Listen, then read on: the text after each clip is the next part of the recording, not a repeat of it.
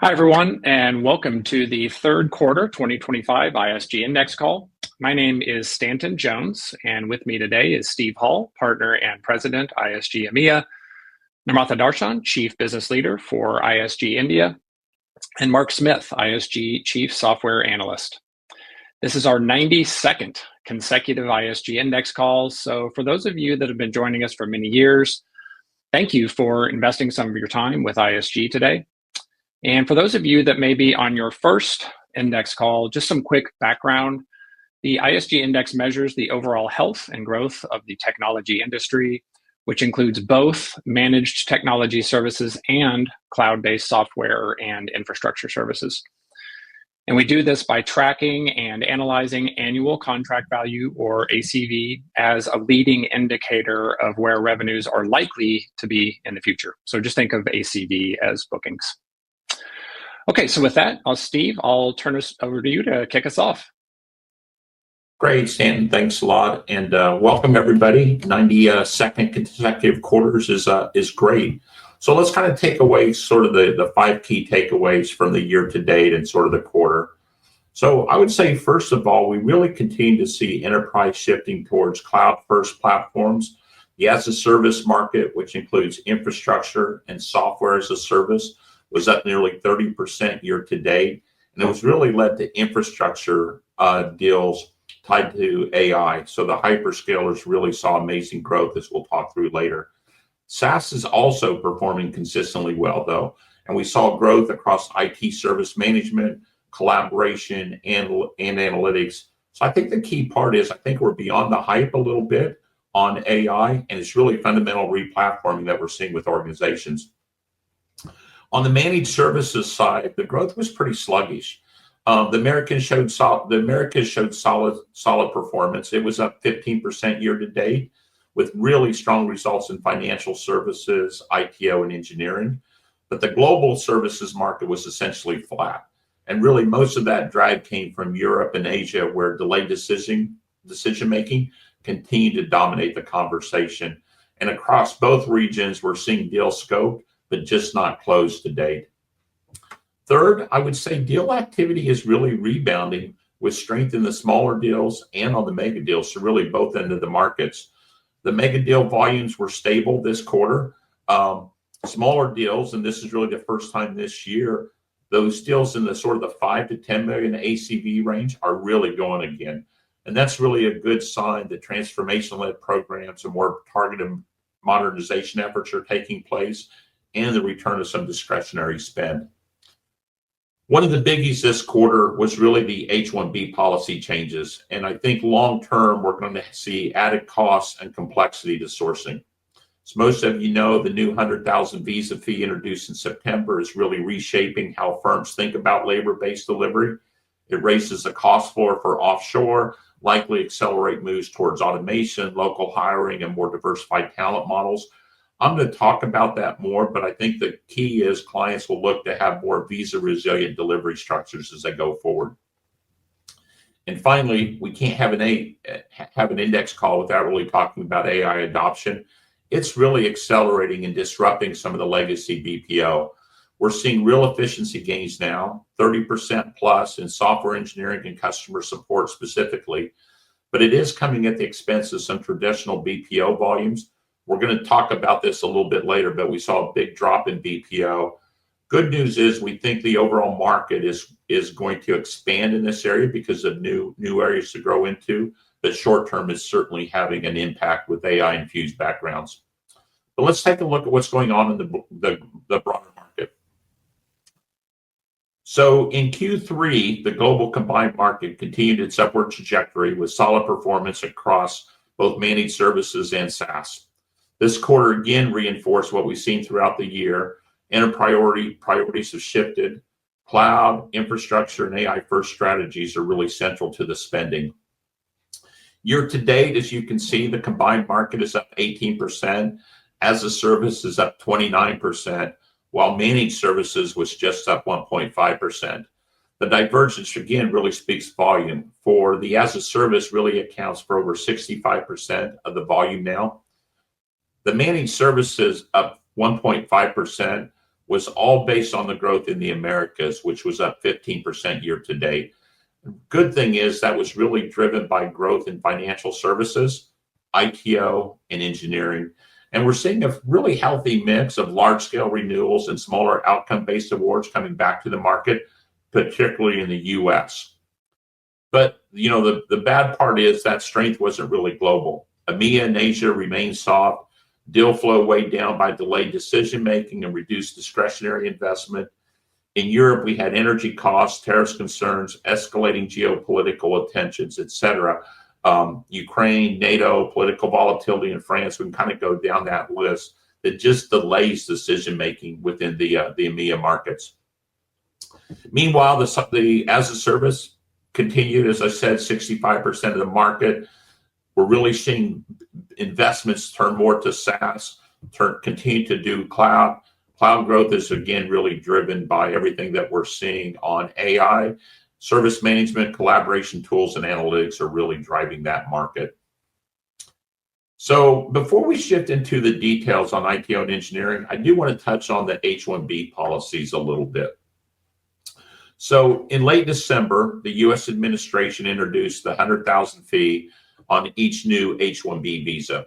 There was obviously a lot of dynamics going on at the beginning. That's settled, but this was a significant policy shift with really immediate implications for the global delivery. The new fee effectively eliminates the cost advantage of using H-1B labor for lower wage roles in the States, especially in support roles, QA, junior development. And going forward, we expect H-1B sponsorship to be concentrated on high-value senior roles where the ROI still holds up. But there was a lot of uncertainty that was implemented with it.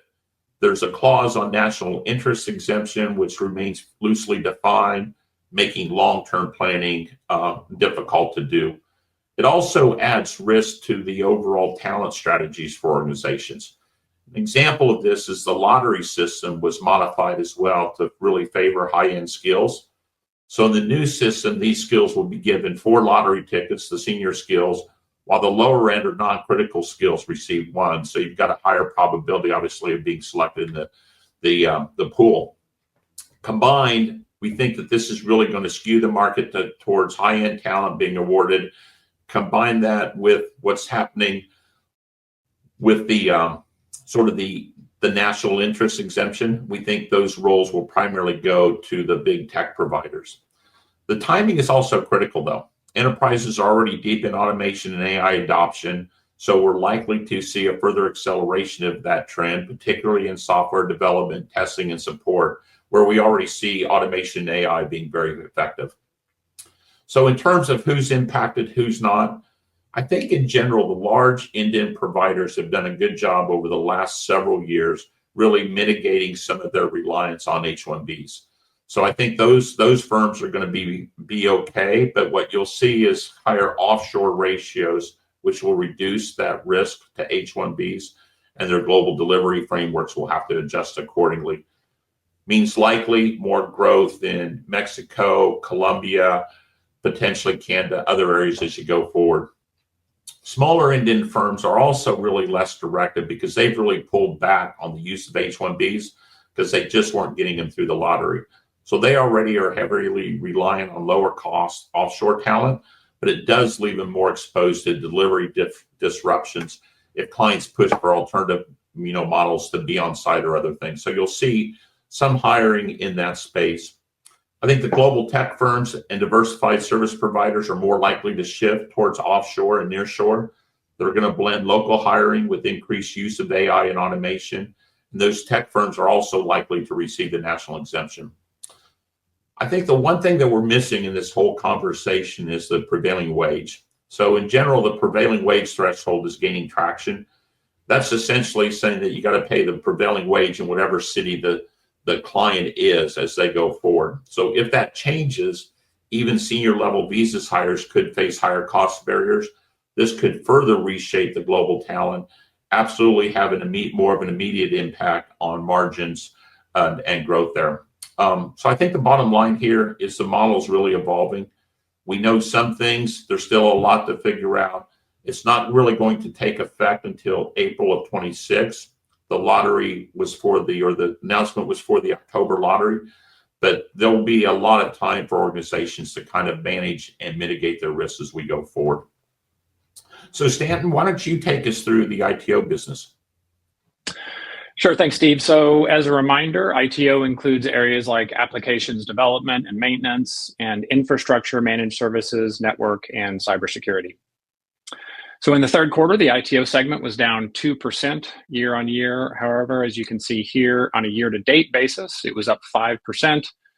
And year-to-date, this segment of the market's on pace for a record number of awards. And turning to award type, 19 of the 22 mega awards that have been awarded year-to-date are ITO awards. And we think that's a signal that we continue to see strong preference for bundling technology scope in order to drive scale and cost savings. And I'll talk a little bit more about mega deals here in just a minute. So the Americas accounted for all of the ITO growth so far in 2025. Through 9 months, the Americas ITO ACV is up 25%, and EMEA is down 11%. And as you can see on the right-hand side of the slide here, by functional area, ADM was up 3% year-to-date, and infrastructure was up 12% year-to-date, and much of that was based on strength in data center activity.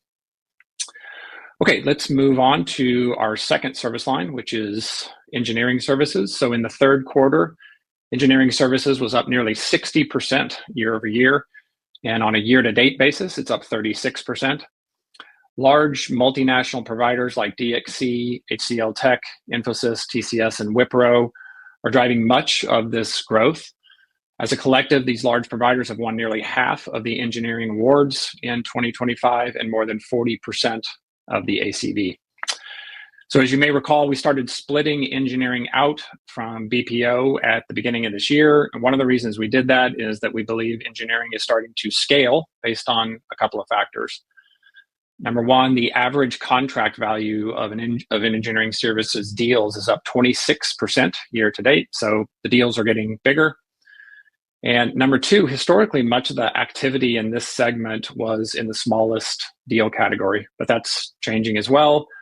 Year to date, the number of deals in the $10 to $40 million ACV range is up 14%. So we think this is a signal that deals in this space are starting to scale beyond smaller projects, and the success of the larger players is partly responsible for this dynamic. And finally, as you can see on the right-hand side of the slide here is the distribution of engineering annual contract value. Nearly 70% of the ACV in this segment is split between software engineering services. So think about things like customer-facing products and commercial software platforms, and embedded engineering. So here, think about things like control units, firmware, and processors inside of physical devices. Okay, let's go ahead and move on to our final service line, BPO. Namratha, over to you. Thank you, Stanton. In the third quarter, the BPO segment generated about $1.8 billion in ACV, and that was down 16% year on year. We've not seen a single quarter of growth in 2025 compared to 2024. And in fact, 9 of the past 11 quarters, BPO segment has now seen year-on-year declines, showing signs of long-term decline in this space.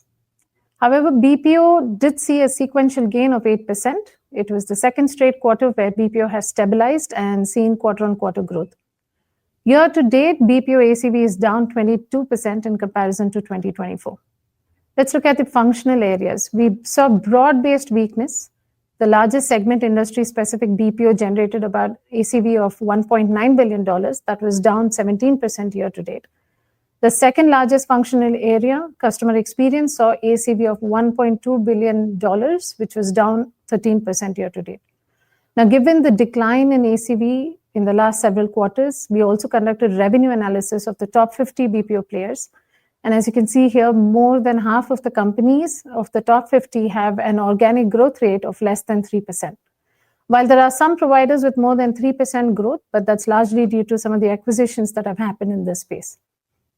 Now, given the BPO ACV decline and slow growth in revenue, let's take a look at what is really impacting this industry. The BPO market seems to be in a reset mode, and several factors are actually contributing to the changes that are happening in this market. There's a marked shift towards technology-led solutions in BPO that includes data, AI, and engineering services, and that is increasingly blurring the lines between BPO and ITO services. As the nature of BPO engagements are changing to more technology-driven, providers are notably focused on repositioning and enhancing their technology capabilities, either organically or through M&As. For example, as highlighted during the previous quarter, Capgemini and WNS was one such acquisition where we see high synergies between BPO and ITO services. Another example is Genpact acquiring Exponential Data to strengthen their data and AI capabilities with a deep focus on design and engineering. Obviously, this change is also pushing the BPO providers to make a significant shift in hiring patterns. BPO players are now focused on hiring for specialized skills such as AI, data science, and platform engineering skills.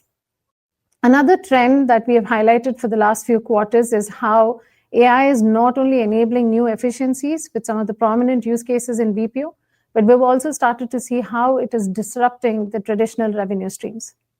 And finally, providers are under revenue pressure, not just because of these rapid shifts, but also because we see some enterprises are hesitant to commit to large-scale BPO transformation and instead choosing FTE-led engagements until they see the real impact of AI. Now, despite all these shifts in the market at ISG, we continue to see strong pockets of BPO work, and we are currently advising some very large BPO deal activities, including several that will likely come to the market with over $1 billion of TCV. Now, as we said earlier, we do see significant levels of pricing pressure, both on BPO and ITO due to both intense competition as well as AI. But to understand this deeper, I'll hand it over to Steve to walk us through some of the emerging pricing models. Steve, over to you.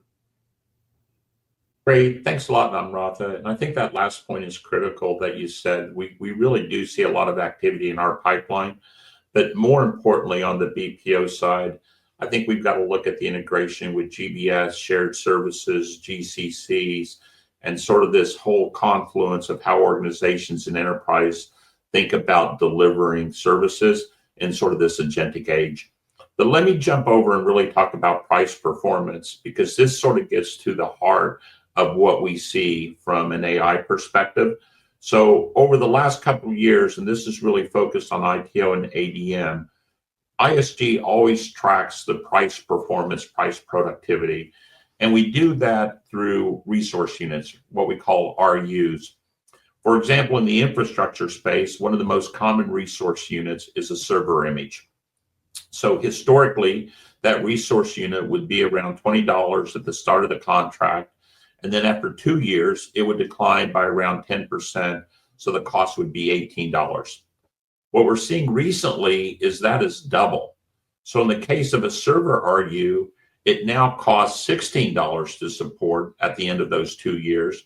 Magnify that out across the number of virtual instances and views, you can really see how that kind of collapses. We're seeing that across really all of the IT and ADM towers, especially in areas that we haven't seen before, like security, almost tripling compared to historical trends. So we think this is really a combination of two things. Number one, the market is incredibly competitive right now. So some growth, you can absolutely bet the service providers are betting on the investments in AI and others to drive that. And I think across the board, everyone is looking at the impact of agentic and saying what can they do, and being very aggressive in their forward pricing. So AI is already having an impact. We're seeing that built in. And in many cases, the service providers and the clients are banking on it, that they'll be able to get those productivities in 2 years, given where we are with the state of the market. So one of the things that we want to highlight today is really what we're calling autonomous level pricing. So autonomy level pricing is essentially focused on where we think the market is going with pricing around AI. There's been a ton of debate over different ways to price it. How do we move to outcomes? Who gets the net benefit? How do you maybe price on tokens? How do we think of services as software? Lots of different components. What we think is really happening is a new pricing component that's still based on the RU, doesn't replace the RU, but is really starting to align with how service providers and clients think of the market. and the state of the capabilities of the market. So many of the proposed pricing models just weren't really aligned with the value and skewed the economics of the services. Our autonomous level pricing really addresses this by aligning the level of automation with enterprise goals and, quite frankly, regulatory frameworks, which are evolving rapidly. So as you can see here, we've got 5 levels. Level 0 is really fully manual, and level 1 is assisted.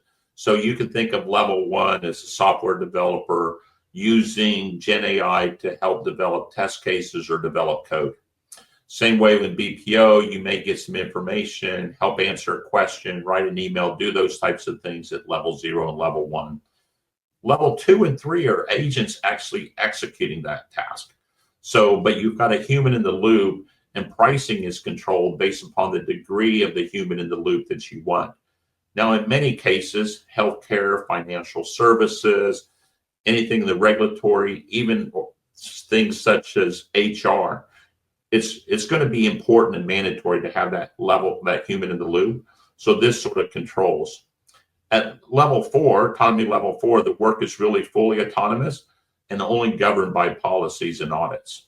So you can quickly see how the price could change based upon what level of autonomy. And if you're fully agents, instead of saying, well, we want agent or digital labor, we're really pricing on the improvements that we get based across that.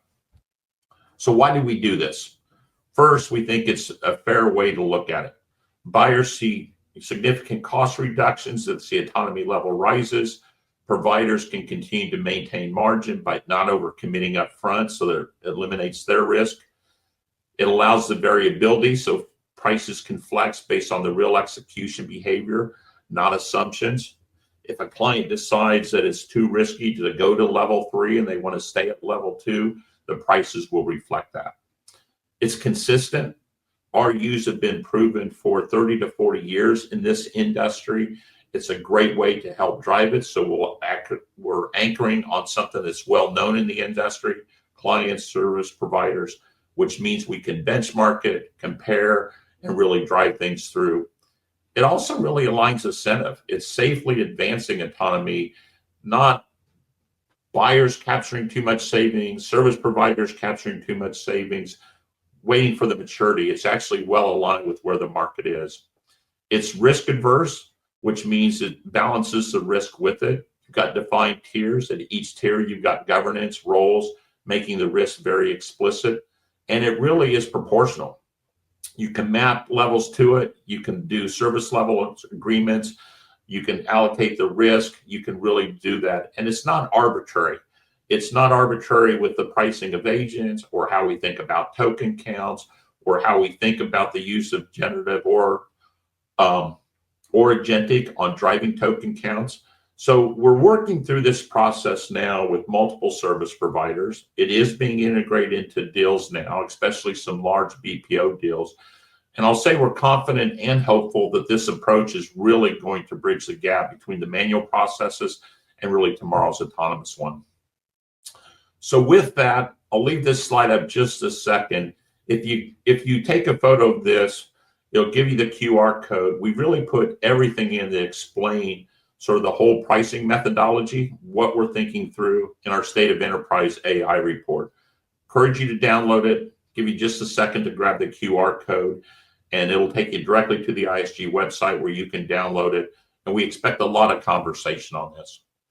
So Stanton, over to you, and let's go through the regions. Great, thanks, Steve. So let's start out with the Americas. So Americas Managed Services segment was up 22% year over year, and that's the best year over year growth rate since 2023.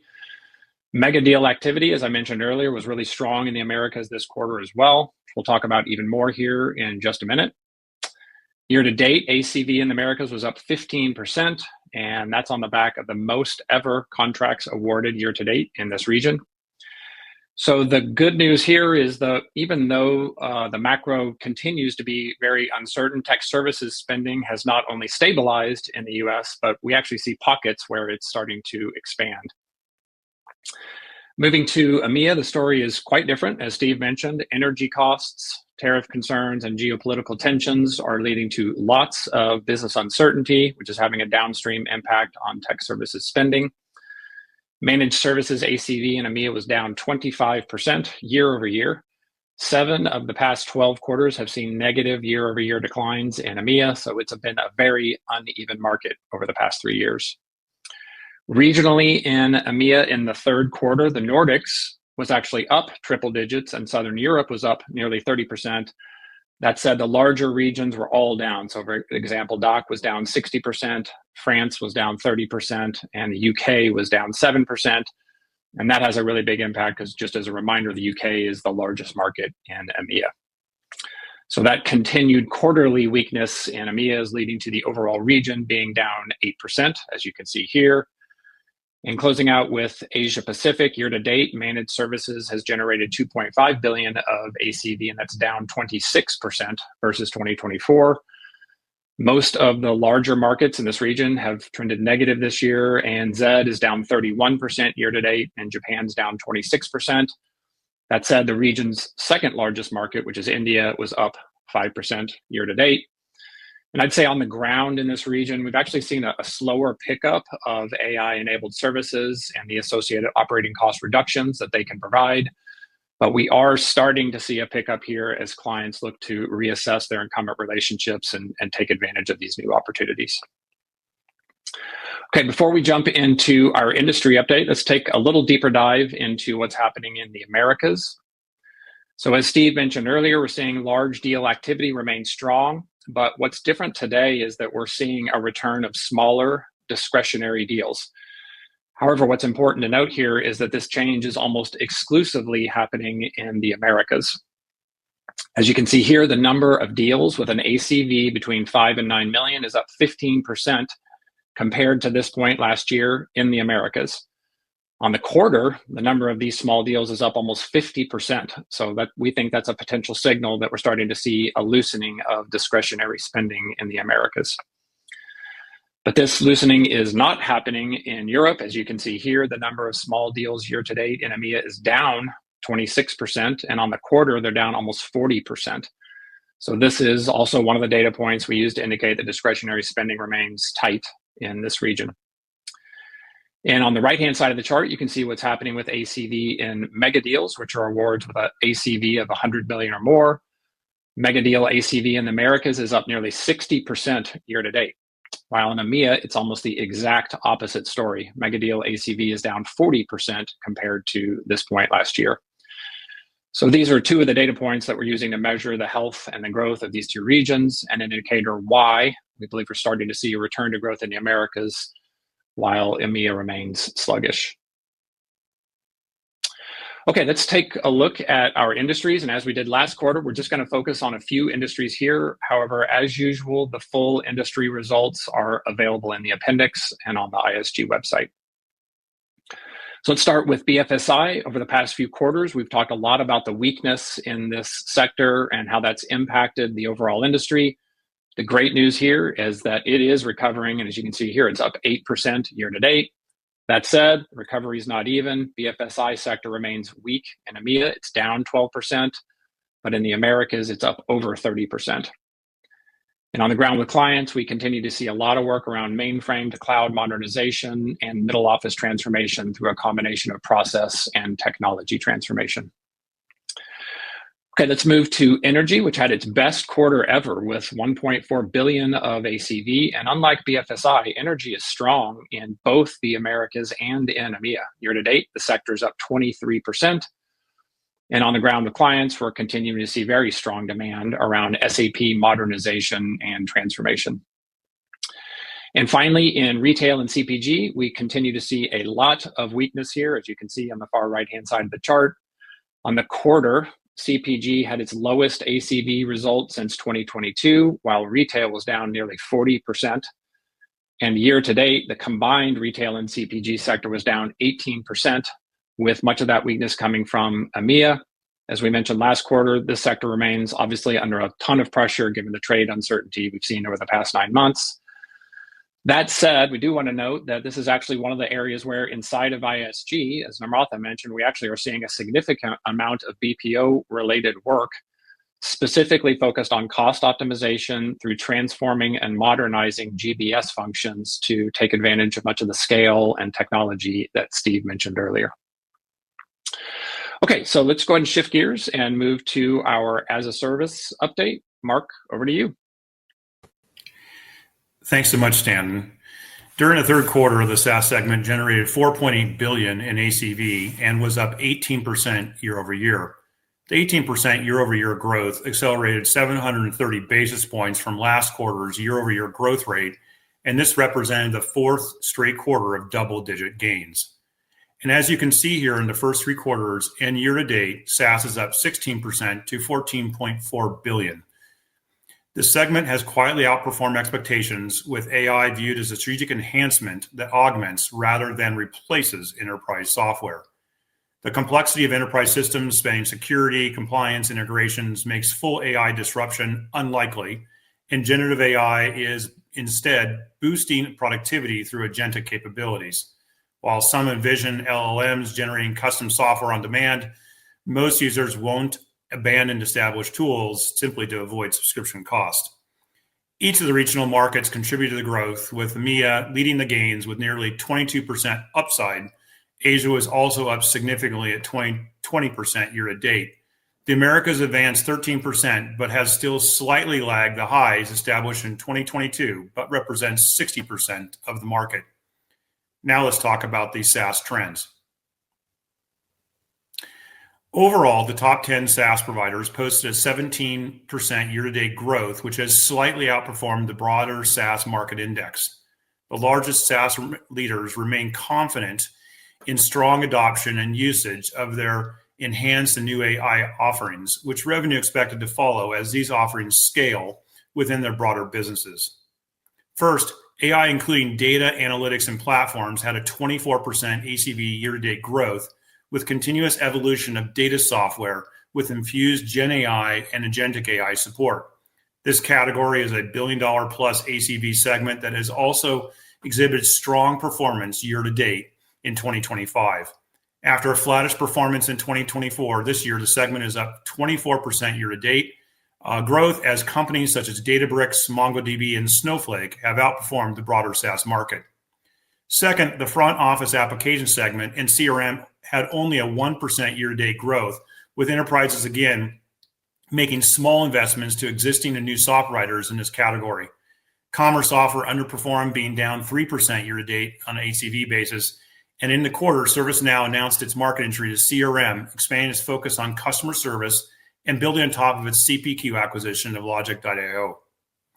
Third, the middle office application segment saw 23% ACV year-to-date growth, with collaboration, content, and project management categories, but back office ERP only had a 6% ACV year-to-date growth, cooling in 2025 compared to prior years, as software purchases are not the challenge with migrations, including SAP's continued push to get customers for stepping into S/4HANA. I will note that HCM is down 18% ACV year-to-date decline, but did grow 19% quarter to quarter, showing some early signals for ACV growth recovery. Fourth, IT platforms like ITSM had a 55% ACV year-to-date growth, led by ServiceNow, with newly announced entrant Salesforce, who is expansion in this very established category, and a trend as mega software providers expand into peer categories. Last, we've also observed very high growth in the collaboration segment. It saw a 50% ACV growth year-to-date, driven by conversational AI and Gen AI tools. Our ISG Buyer's Guide on collaborative and conversational AI found providers like Zoom as exemplary and a leader. As AI advances SaaS in many avenues, software vendors face pressure to adopt consumption-based pricing, though the transition is proving difficult and many advancing to value and outcome-based methods. This evolution mirrors past shifts in pricing models and highlights software's potential vulnerability to structural change driven by AI efficiency gains. And as referenced by Steve earlier, the changes in pricing models will continue into 2026. Now let's talk about infrastructure as a service. On the quarter, we finally saw broad-based growth return, while hyperscalers kept posting triple-digit AI revenue gains. As we look towards 2026, we're watching whether supply constraints start to ease. They're ramping CapEx for AI and cloud, more servers, more data centers, and in this early phase, scale is a differentiator. The largest players with the most enterprise cloud consolidation and sovereign cloud wins, where control of GPUs, power, and land will set the price, pace, and the M&A agenda.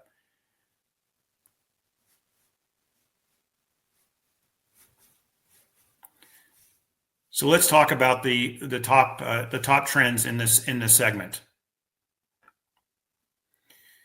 First, continued growth in infrastructure as service across cloud and cyber with 33% ACV year-to-date growth, and regional with Americas at 42% and EMEA at 50% are finding continued demand for broad range of compute needs, including AI. Second, the big three hyperscalers, AWS, Microsoft, Azure, and Google Cloud, are seeing strong demand with ACV up 42% year-to-date. Growth is still accelerating, and Azure is outpacing AWS despite AWS's larger base. If recent quarterly growth rates persist, Azure could catch and surpass AWS in quarterly revenue around 2027. So we're watching for the inflection point where their shares converge. The reference to Big Three is expanding to Big Four to include Oracle, where its RPO is $455 billion, which is up 359% year over year, versus 41% in 4Q FY25, driven by 4 multi-billion-dollar deals with 3 customers and more pending that could push past $500 billion. Third, enterprise demand for digital sovereignty is pushing EU-specific and global hyperscalers to invest. Those sovereign cloud controls are still maturing, and most enterprise spend is early. SAP's recent steps expanding with Delos Cloud on Microsoft Azure for the public sector and partnering with Schwartz Digit for broader EU needs shows how providers are balancing risk and opportunity. ISG's Buyer's Guide rates Google, Microsoft, and Oracle as leaders with an exemplary rating. Fourth, U.S. data centers are in an AI compute arms race. Hyperscalers are pouring record CapEx and inking big partnership deals to build multi-gigawatt campuses that can meet future AI demand in the U.S. and worldwide.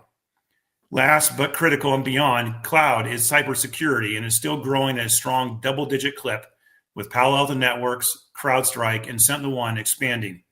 Palo Alto Networks' $25 billion CyberArk deal that was announced underscores the fast-moving consolidation as fragmented cyber categories converge, echoing themes from our ISG Cybersecurity Buyer's Guide. Now let's talk about vertical industries. Our new software reported results for as a service across vertical industries examines the health of these essential intersections with enterprises. All the industry segments grew by more than 20% ACV year-to-date growth. While BFSI represents 19% of ACV, I will highlight the top 3 fastest growing industries. So let's examine healthcare industry that represents 10% of the overall revenue. It was up 29% year-to-date, and a breakout of infrastructure service up 34%. Significant new expansion of healthcare clouds and applications like that of Microsoft with new Dragon Copilot, Oracle's AI-driven Oracle Health EHR, and Salesforce's Einstein Copilot Health Actions are examples. For retail and CPG that represents 15% of ACV, it was up 32% year-to-date, with a breakout of SaaS of up 18%. The combination of these two industries is finding new growth innovation from the likes of Snowflake's retail and CPG cloud, Microsoft Cloud for retail, and Oracle's retail merchandising cloud are just examples of these investments. For business services that represents 16% of ACV, it was up 36% year-to-date, with breakout and infrastructure service up 40% year-to-date. The overall business services industries have been early adopters to a wide range of AI and application-related SaaS, and efforts by ServiceNow and its Gentic and GenAI Now Assist, and Workday with its advancing AI platform are focused on the service industries. And as noted, each of these highlight industries overall have continued quarterly growth across multiple years. The investments into verticalization of SaaS and even tailored infrastructure are using latest cloud computing-based applications now infused with AI has been advancing substantively. Software providers like NICE, Oracle, and Salesforce have been investing through R&D with new industry offerings to capture the minds for more specific needs of enterprises. Okay, let's now move on to our leaderboard. Namratha, over to you. Thanks, Mark. As a reminder, providers are listed in alphabetical order, and positioning is based on annual contract value signed over the past 12 months. The companies new to the list are denoted with an asterisk and a reminder that the regional leaderboards can be accessed on the ISG website. Now let's start with the managed services leaderboard. In the largest group, we continue to see minimal changes in the leaderboard, with the top companies maintaining their strong positions. Several of the leaders we would like to call out in the Big 15 would be Accenture, who's working alongside Microsoft at Nationwide Building Society to transform their cybersecurity operations. Accenture is also working alongside another partner, and this time AWS, at NatWest on a 5-year deal to consolidate its customer data streams into a single bank-wide data platform that's enabled by AI. We'll also highlight Capgemini, who signed a multi-year agreement with Aptiv to provide IT support, infrastructure, and digital operation services. Capgemini also won a contract with Danish firm GN Group to transform its retail vertical chain, implement Salesforce Global Order Management System designed to streamline order processing and enhance customer experience across their 100+ markets globally. Moving to Building 15, we'd also like to call out LTIMindtree's recent 7-year, $450 million ISG advice contract with Archer Daniels Midland, a global food processing and commodities trading company. The agreement involves LTIMindtree implementing an AI-powered operating model to manage ADM's IT infrastructure, application management, and cybersecurity services to enhance efficiency and support global growth. In the Breakthrough 15 group, Chinese-based provider Newsoft joined the leaderboard on the strength of a large 4-year deal to become the designated supplier of smart cockpit domain controllers of a Chinese automaker. Newsoft counts Geely, Chang'an Automobile Group, FAW Group, and GAC Group among its large car-making clients. You will also see ER&D provider L&T Technology Services, who announced an agreement with ThyssenKrupp Steering to establish a software development center in Pune in India. The new center highlights LTT's expertise in mobility segment, dedicated to developing safety-critical software for advanced steering technologies while supporting ThyssenKrupp's global engineering expansion. And finally, in the Booming 15, we highlight several new entrants to the leaderboard. First up, Swedish customer engagement provider Transcom Worldwide, which has won deals at PayPal, Samsung, BNP Paribas, and Tele2. Tata Technologies joined the leaderboard as well. They are an ER&D leader that provides full range of solutions from concept to production for manufacturers in automotive, aerospace, and heavy machinery industries. Congratulations to all the leaders. Mark, over to you to cover the as-a-service leaders. Thanks, Namratha. In the Big 15, we continue to also see minimal changes in the leaderboard, with the top software companies maintaining their strong positions as hyperscaler providers dominating the growth, and including Oracle, as I mentioned earlier. In the Building 15, we saw a couple of new SaaS providers join the leaderboard, as example with AppLovin and Autodesk. AppLovin develops software and solutions for mobile app monetization and marketing. In the Breakthrough 15 group, this quarter, our leaderboard is popular with data center provider 21 Vianet, who has moved up to the Booming 15 and including OVH. You also see well-known software providers such as Databricks, Palantir, and Zscaler. Databricks also signed a Series K term sheet at over $100 billion valuation, surpassed at a $4 billion run rate with a $1 billion plus AI run rate. Finally, in the Booming 15, CyberArk joined the leaderboard, and they are a cybersecurity company that provides an identity security platform to secure and manage the credentials and access privileges of all identities. The announced $25 billion acquisition by Palo Alto Network to close in 2026 will bring new potential and a tipping point for future M&A activities. Congratulations to all leaders. And now over to you, Steve. Hey, thanks a lot, Mark. I think as everybody in the business can appreciate, this has been one crazy quarter as we've gone through. So managed services up 1.5% globally. All of that growth really on the Americas, as we discussed, which was up 15%. really led by the recovery of BFSI, which was up 30%. So good news there. I think on the SaaS side, Mark, you did a great job really covering that. We're seeing ongoing strong demand, both for hyperscalers and SaaS. The market is up 33% year to date, and we really just see strong demand growing forward. So if we think about what that means for the forecast, we're going to hold our forecast for managed services to 1.3% for the full year. The Americas is going to have to continue to carry the weight of that, but we expect Q4 to remain challenged, especially in EMEA. So we just don't see room to raise our full year forecast on that. We are going to raise our forecast, though, for as a service another 400 basis points. So we're going to go from 21 to 25%. We're just seeing so much growth. We're seeing so much growth as we go through that. So you will see the increase there. Again, that will go from 21 to 25%. With that, I want to thank everybody and Sumit, would you like to start with questions?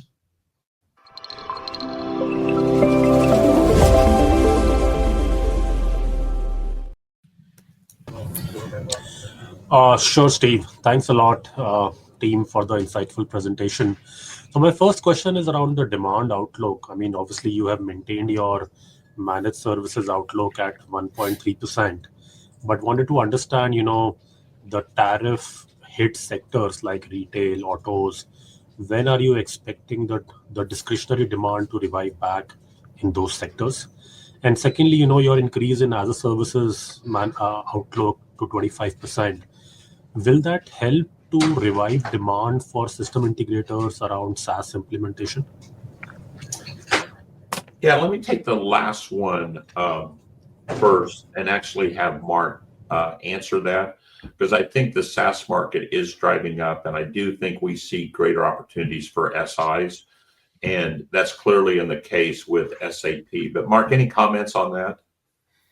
Yeah, no, it's the demand curve, I think, is we've seen in the SaaS segment has definitely been driven by a lot of the, let's call it the Gen AI and AI platforms. And we're just starting to see a better pickup in the core application segment. As I noted, ERP is up 6%.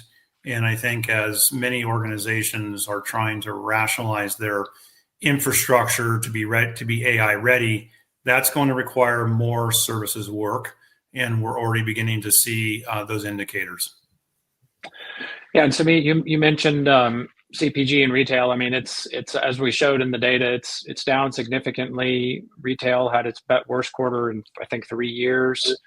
That said, as I mentioned, on a deal activity basis for ISG, that's super busy right now, and especially around cost optimization focused for back, middle, and even starting to get into some front office area like marketing automation, fulfillment, those kinds of areas.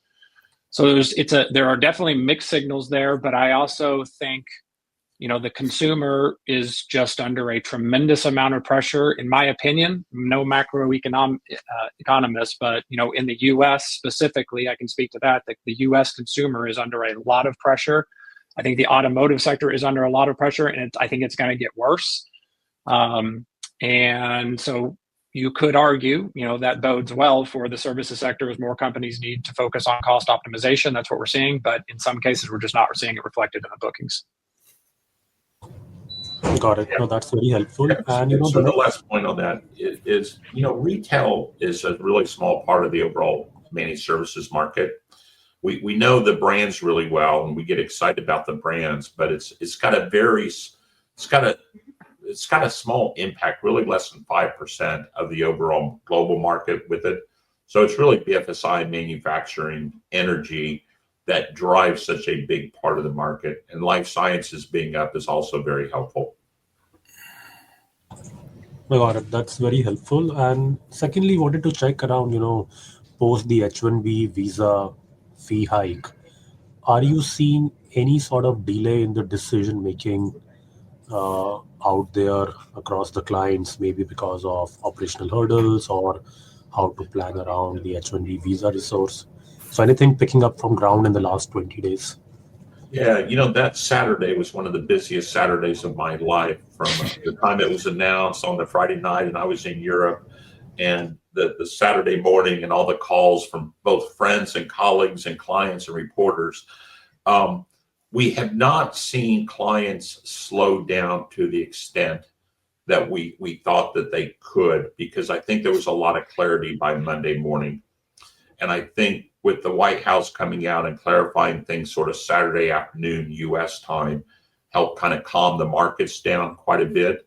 And I think what we see right now is a little wait and see. We understand the direction that they want, that the administration wants to go. So we think we can mitigate that risk. Over the weekend, as you know, because I know you were working just as hard as I was, it was a bit crazy to forecast what was going to happen, what the impact was. But we feel like, especially the lottery's going on now, decisions in April, that's when the first payments will go through. We'll have a much better perspective of what's going. My only concern, quite frankly, is still on the prevailing wage. And that's the big unknown, because the prevailing wage comes down that we're whatever percentage under market in certain cities, and those have to be raised immediately. That will absolutely have an impact on margins. And it's unlikely that those costs will be able to be passed on to a client in many instances. So that would be my immediate concern as I look into Q4 and early Q1. No, got it. And I think maybe if last question I can squeeze in, Of course. in terms of the Hire Act. I mean, it was introduced in September, the halting of international relocation of employment. So anything you are hearing, any scare among the clients as to, or among the GCC activity as to how that can play out? Although a lot of uncertainties are there, whether it can get cleared or it requires a congressional approval, but anything you are hearing on the ground? Yeah, Sumit, I would say I was actually just in, I think a lot of that Hire Act, Sumit's going to be focused in the customer experience space. I was actually just in the Philippines. I got back a couple of weeks ago as I was speaking at the IBPAP event where around GCCs and what we see happening in GCCs. That came up a couple of times, but it didn't seem to be, given the degree to which, a lot of that customer experience activity emanates out of the Philippines. Not a huge concern. I have not talked to a single client that's brought it up. So to me, I would say, no, not a significant concern. Agreed. Great. Okay. Sorry. Sumit, thank you. Thank you. And you want to open up the questions more broadly? Sure. Thanks, Sumit. Yeah, we've got time for a couple of questions. Let's just keep them brief. So Namratha, I'll come to you first. There's a question around M&A, or is IT BPO convergence leading to more M&A? Yeah, I think when we highlighted the WNS and Capgemini mergers and acquisition last quarter, we did say that this could be a signal to the market in terms of M&A sort of picking up, though it may not be of the same size and scale. But I think we're still seeing a lot of active M&A that is happening in the IT and BPO, but that's largely also focused on some of the capability investments in enhancing all the AI and platform engineering capabilities. And some of the CX in the front office space, also we saw a lot of mergers and acquisitions, though some were more focused on some of the acquisition of specialized skills. Some were also focused on strengthening their scale presence in the market, given the high competition that is also kind of increasing. But I think at this stage, I would say predominantly most of the companies in the BPO segment are focused on enhancing their data and AI capabilities. And the second segment where we are actually seeing is more around industry-specific capabilities. We've highlighted that industry-specific BPO is one of the largest segment and functional area under BPO. And we see that is quite actively picking up, where providers are investing in broadening and strengthening their industry-specific capabilities. Okay, thanks, Namratha. Okay, we've got time for one more question, Steve. We've got a number of questions coming in about what we think 2026 is going to look like. So what do we think? Yeah, everybody wants to know. Everybody wants to crystal ball. I get it. Listen, we're coming out of a very difficult quarter on the managed services side. At the 1.3% that we're talking about, that's on the low side of where we've been. but I do see a lot of green shoots. We'll have the full forecast by the end of Q4. I'm very optimistic about the growth of BFSI, the continued growth in Americas. I think some of that will translate into Europe as well. And I think this is clearly a case where, the high tides are going to rise all boats, if you will, because I think we're going to see so much more spend in other areas, both as Mark went through with infrastructure, as SaaS, what that means for SIs. So I'll say roughly, I think we'll be in the mid threes for growth for 2026. I won't put the data on it yet, but I think we'll be in the mid threes on where we'll be for growth, which will be good for the industry and, further showing the stability and the growth that we have. Super. Thanks, Steve. Okay, we're going to go ahead and close out the call. Sumeet, as always, a huge thanks to you and your team for hosting the call today. As a reminder, you can access a copy of the slides that you just saw, which includes the regional leaderboards on the ISG website. Don't forget to download the State of Enterprise AI Adoption, the report that Steve talked about. And we thank you very much for joining us today. And we'll see you on the fourth quarter and full year 2025 call in January.